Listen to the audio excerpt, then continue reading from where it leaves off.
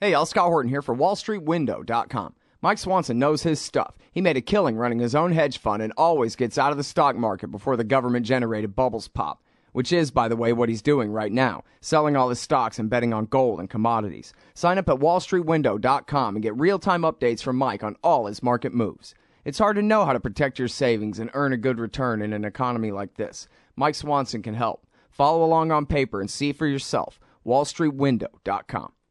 All right, you guys, welcome back. I'm Scott Horton. This is my show, The Scott Horton Show. Our next guest is John Whitehead from the Rutherford Institute. That's at rutherford.org. And continuing along the same topic, the Department of Homeland Security here. And, well, first of all, welcome to the show, John. How are you? Hey, thank you. Doing okay. Well, good. Happy to have you here. Appreciate you joining us. It seems like... only now, I guess it sort of started after Katrina, but really, it's only now, I think, that the American people are really kind of catching their breath after all the September 11th hysteria, to the degree where not just people like you and me, but kind of in general, the American masses are sort of revising what's taken place in the past, and they're more anti-war than they've ever been, even in the middle of a few. Well, I think things like what the kind of work that you're doing at the Rutherford Institute is falling on listening ears right now. Now is the time to ask previously seemingly impossible questions like, should we actually just repeal the Department of Homeland Security Authorization Act and abolish the thing? Is it possible that history can be undone in that way? This severe overreaction. So really appreciate the work that you're doing here. I think that people are really paying attention right now. It's really important because, of course, if we don't get rid of it now, if we even have a chance now, it can only get worse and worse and worse from here, and it's already pretty dang bad. So I guess, first of all, could you go through, as you've done many times on your website here in your articles, and talk about just what's such a big deal about Homeland Security anyway? Maybe they are just keeping me safe. Well, anyway, the article, they should read the full article. It has the Department of Homeland Security become America's Standing Army at rutherford.org, rutherford.org. And by the way, I footnote everything, so if you want to read further, you can look at some of the footnotes once you go to the website. But the Department of Homeland Security right now, no, maybe your first question, can you get rid of it? No. It's there to stay, like the NSA is there to stay. FBI, any of the large intelligence groups, CIA, it's going to stay. So get used to it. How to combat it, we can talk about that policy. I do have a book called A Government of Wolves where I go through a number of ways we can combat the police state. But give you a few facts. The Department of Homeland Security now has 240,000 full-time workers, a $61 billion budget. They rule over the Coast Guard, Customs and Border Protection, Secret Service, TSA, the Federal Emergency Management Agency, the so-called FEMA group that was, by the way, the Department of Homeland Security was given $385 million to build the so-called FEMA detention centers. We did a research project on that. We couldn't get the government to answer the question if the money had been used and the camps had been built. They would refuse. We called them. We even called Halliburton. No one would answer the question. So I surmised if someone was given $385 million, they did build it. So there's probably some detention camps around for so-called roundup when needed. But some of the problems that I look at, all the SWAT team raids you're seeing today, militarized SWAT team raids, from all the armored equipment they're having, the guns, the vests, the helmets, that's coming from the Department of Homeland Security, which hands it out free. They're also handing out to local police agencies, the Department of Homeland Security, what are called MRAPs. That means mine resistance armored protection vehicles. They're used in war zones. There are huge monsters, about 50-foot long, 24-foot high tanks. There are some towns with 20,000 people that have those. For whatever reason, no one seems to know. Spying on dissidents, people across the country that are trying to make a difference. Operation Vigilant Eagle is one program that's run out of the Department of Homeland Security where they watch returning veterans. They're very paranoid about veterans. Department of Homeland Security also in 2009 issued 2 memos called right-wing extremism and left-wing extremism. I wrote a commentary. You can go to our website, rutherford.org, and read it. But when I read the list of what was an extremist, I said, am I an extremist? Anybody that opposes big government, basically. Whether you're a veteran. Veterans, by the way, are singled out. Animal rights activists, those kind of people.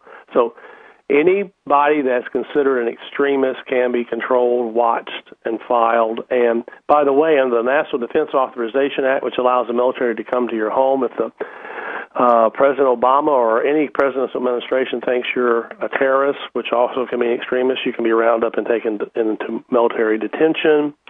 The Department of Homeland Security has also stockpiled a lot of ammo. They also specifically contracted and bought 1.6 billion rounds of hollow point bullets about a year ago. And I was a military officer. We weren't allowed to use them. They violate international treaty. They explode on contact.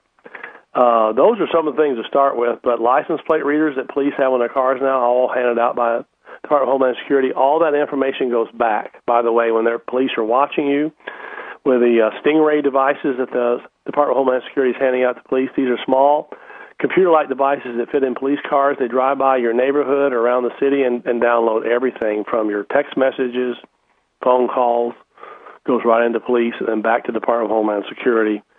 The NSA has that information as well, which is a scary scenario. So what the Department of Homeland Security basically, in my opinion, is the face of the police state. And it's not friendly when you see a lot of the things that are happening from the SWAT team raids where people are getting shot. They always shoot dogs. Little girls have been killed.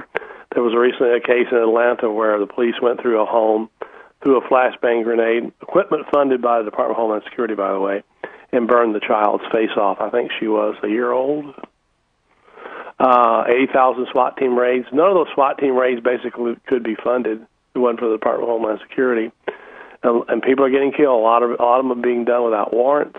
The Supreme Court has upheld that. They can go through your door without a warrant if they think you're doing something illegal.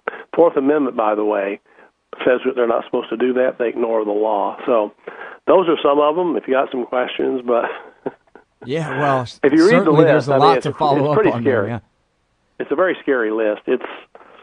Well, look, how about this? How about in the larger sense, what you've just done by going down this list is you've just described, just a list, yeah. Post-constitutional lawless government, the face of the police state, indeed. Yes. And what's funny about it is it's all there, but most of it seems like it's being held in reserve, John. You keep kind of alluding to, boy, they sure got a lot of MRAPs and apparently spent some money on some camps and it seems like bought a lot of bullets. What are they preparing for? NDAA? Could it all just be that it's just bureaucracy growing and growing under any circumstance? Or do you think that this really means that there's a gigantic boot waiting to still drop here, another shoe to drop?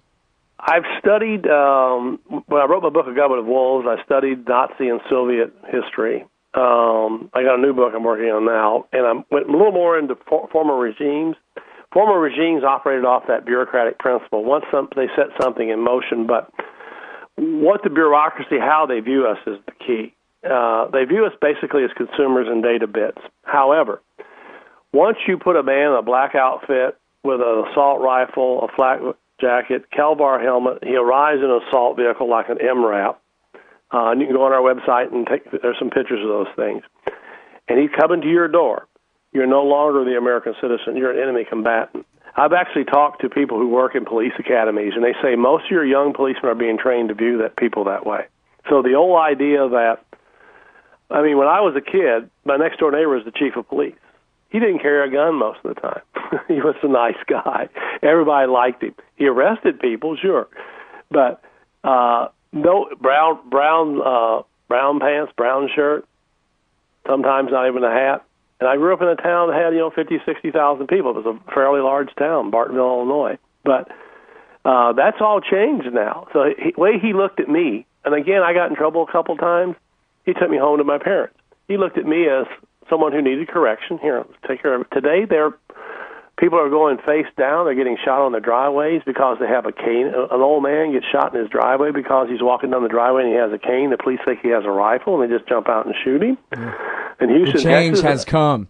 That's what you're saying. The change is already here. Now, I'm sorry we got to take this break, but when we get back, we're going to talk more about the Department of Homeland Security and what it's doing to our society. It's John Whitehead from Rutherford.org. The article is, Has the Department of Homeland Security become America's standing army? Of course, the answer is yes. Hang tight.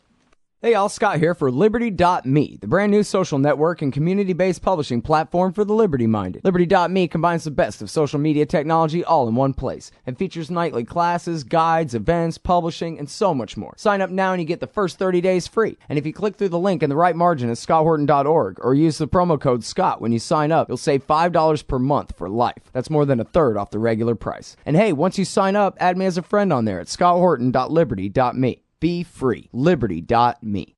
All right. I'm Scott Horton. This is my show, The Scott Horton Show. I'm talking with John Whitehead from the Rutherford Institute, author of A Government of Wolves. And a couple of things that you mentioned there in the earlier segment was, a couple of times you mentioned about the MRAPs, these mine-resistant vehicles that were built for war in Iraq and Afghanistan. Well, really more for Iraq than Afghanistan. And then also you mentioned about the paranoia about vets and the left and the right. And these are the things that I especially want to go back over here. But first of all, I wanted to combine the first two there by mentioning, and I'm sure you've seen this probably, John, it's Sergeant Dan Downing at Fox59.com. He's Morgan County Sheriff's Department from Indiana. And it's a neat little rhetorical trick that he does here. The quote, and he's justifying the MRAP, is what he's saying. And he's saying, the weaponry is totally different now than it was in the beginning of my career. Plus, you have a lot of people who are coming out of the military that have the ability and knowledge to build IEDs and to defeat law enforcement techniques. And so what he's doing there immediately is he's conflating all the Army and Marine Corps veterans coming home from the war with these Sunni-based insurgencies that they've been fighting against, as though it's the U.S. Army veterans who are the experts in the homemade landmines on the side of the road. And he's just right away just conflated the returning Army so-called heroes with the jihadi enemy. Yes. In order to justify his big, neat truck. That's propaganda pushed by the Department of Homeland Security, yes. Oh, so you're saying even DHS is telling these sheriffs that, hey, these soldiers really are dangerous. They're putting out the information, that it's called Operation Vigilant Eagle. We have cases where vets have been arrested and pulled from their homes for Facebook posts by the Department of Homeland Security, which is the ringleader of these raids, FBI, Secret Service, and local police. Oh, they're all just a bunch of Tim McVeighs ready to get us at any moment. Yep, anybody returning. I mean, I work with a lot of people returning from overseas. Some of them law students, good men. They don't like the way the direction is going, but none of them are violent. Most of them don't. They can't own weapons, by the way. They're told, by the way, they're automatically. Most of them are PSTD before they automatically have a 15-minute exam. So there is a paranoia about veterans, but there's a paranoia about average Americans generally. And let me give you an example. The Department of Defense, working with the Department of Homeland Security, is doing research, $70 million research programs with universities now on how to stop civil unrest and protesters, how to stop them from getting going. And what's that all about? I've read it intensively. I'm writing about it. It'll come out probably next week or the week after, but on our website, Rutherford.org. But it's the average American getting organized and getting out there and possibly nonviolently pushing against the system. That's what they're concerned about. They're doing massive research projects. We're getting cases where a group of 30 protesters are doing, and this is dangerous if you're a protester, text messages, Twitters, Facebook posts, let's get together, let's fight the government. FBI is reading that. Well, the NSA alerts the FBI. They arrive at people's doors, and they seek an interview. They sit in their home and talk to them, trying to stop it. So what we used to know is really fruitful, guaranteed under the First Amendment, the right to petition your government for redress of grievances, assemble. They don't want that. They're actually doing $70 million. They're spending our money on how to stop us from picketing. Martin Luther King would never got off the ground today if he'd have used electronic media. Well, and you talk about these reports about left and right-wing extremists, and I'm familiar with the one that came out about the right-wingers that they kind of had to retract back a few years ago. I don't think I've seen the one on the left-wing extremists, but correct me if I'm wrong. Tell me if you think that this is basically the correct characterization, is that it's basically anyone who has politics but is part of an out group, not even necessarily poor people, but people who just aren't necessarily playing their local Democratic or Republican Party game. They're trying to do some other form of politics outside of the accepted system, only that what's accepted is getting narrower and narrower. So now, where Hoover went after commies and the KKK, now anybody who's on the outside of the Republican or Democrat parties might as well be the commies and the KKK. Yeah, what's happening is we're repeating the McCarthy era in a very subversive way. When anybody was supposedly a communist or had communist ties is rounded up and all those things. In fact, one of my best friends, Nat Henhoff, a great writer for the Village Voice, he's a really old fellow now, but he told me, he says, John, it's going to be worse than the McCarthy era. He lived through it. He's writing about all this stuff now. He says, I can't believe we're redoing all this stuff. We're watching protesters. We're studying the NSA is downloading 227 million text messages a day. They admit that, and they're collating those things. So if you're a protester and you're emailing somebody or texting and saying, let's get together at 5 to talk about protesting what the city government's doing, well, the police are going to be alerted. There are no local police anymore. If you think that, I'm just telling people that, you're way behind the times, because who's handing out the equipment to the police, and why are they handing it out? The Department of Homeland Security? Listen, MRAP cost the American taxpayer $150,000. Police stations get them for $2,000. Right. We're paying $140,000 on the side for them to have a monster in your neighborhood, and for what? Police shootings. By the way, police deaths are at a 50-year low.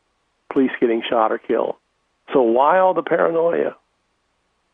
And it is paranoia. Yeah, well, it's just self-justification. Basically, like you said before, I agree with about that. When you're Power dressed up in this uniform kicking in a door, you believe in the scene that you're acting in because you have to, and because the costume really helps you feel that way, you know? And as I show in my book, A Government of Wolves, once people put on, there are a lot of studies on this, once you put on those black outfits, and here, this is a scary thing. A lot of the SWAT teams are wearing black masks now. You don't know who it is. All you can see is their eyes. They're coming through doors.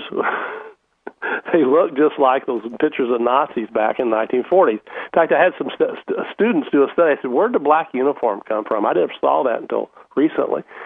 A group of sharp kids came back, did a detailed study, and they brought in pictures and put them on my desk. Said, you'll probably be surprised. I looked down, and there stood a line of Nazis with black uniforms on and black ball caps, and I went, oh my God. Well, it's just like you said earlier about your police chief neighbor wore a brown blouse and slacks, the basically. Color Same trust, for yeah. the APD. The Austin police, they always wore blue slacks and a blue blouse, and now they wear the black combat fatigues that they would be wearing under their SWAT armor. Even if they're just driving around on regular patrol, they have their under military fatigues on, you know? So it's still, and it's that mindset too. And you can tell in their demeanor that it makes that much of a difference. It really does. Oh yeah, I talked to older policemen that say they can't, the way police approach citizens these days, they said, we were trained not to do that. Very authoritative. Remember, in America, we are the masters, they're the servants. Even the president works for us. But do you think they believe that these days? No, sir. Not at all. The way they look at us is tired. I mean, I talk to older policemen that work in and out of the academies. They say it's getting frightening, what we're facing, but it's coming out of the federal government. They want a strong national standing army. Yeah, and they exactly. have it. What a perfect place to leave it. That's John Whitehead at Rutherford.org. Thanks so much for your time. Appreciate it. Thank you, sir. The Government of Wolves. A Government of Wolves is the book, y'all. We'll be right back. Hey, Scott Horton here to tell you about this great new book by Michael Swanson, The War State. In The War State, Swanson examines how Presidents Truman, Eisenhower, and Kennedy both expanded and fought to limit the rise of the new national security state after World War II. If this nation is ever to live up to its creed of liberty and prosperity for everyone, we are going to have to abolish the empire. Know your enemy. Get The War State by Michael Swanson. It's available at your local bookstore or at Amazon.com in Kindle or in paperback. Just click the book in the right margin at scotthorton.org or thewarstate.com. Hey, all Scott here. If you're like me, you need coffee. Lots of it. And you probably prefer it tastes good, too. Well, let me tell you about Darren's Coffee Company at darrenscoffee.com. Darren Marion is a natural entrepreneur who decided to leave his corporate job and strike out on his own, making great coffee. And Darren's Coffee is now delivering right to your door. Darren gets his beans direct from farmers around the world, all specialty, premium grade with no filler. Hey, the man just wants everyone to have a chance to taste this great coffee. Darren's Coffee. Order now at darrenscoffee.com. Use promo code Scott and save $2. darrenscoffee.com. Hey, all Scott here. Ever wanted to help support the show and own silver at the same time? Well, a friend of mine, libertarian activist Arlo Pignatti, has invented the alternative currency with the most promise of them all. QR Silver Commodity Discs. The first ever QR code 1-ounce silver pieces. Just scan the back of one with your phone and get the instant spot price. They're perfect for saving or spending at the market. And anyone who donates $100 or more to the Scott Horton Show at scotthorton.org/donate gets one. That's scotthorton.org/donate. And if you'd like to learn and order more, send them a message at commoditydiscs.com or check them out on Facebook at /commoditydiscs. And thanks. Hey, all Scott Horton here. It's always safe to say that one should keep at least some of your savings in precious metals as a hedge against inflation. And if this economy ever does heat back up and the banks start expanding credit, rising prices could make metals a very profitable bet. Since 1977, Robertson Roberts Brokerage Inc. has been helping people buy and sell gold, silver, platinum, and palladium, and they do it well. They're fast, reliable, and trusted for more than 35 years. And they take Bitcoin. Call Robertson Roberts at 1-800-874-9760 or stop by rrbi.co.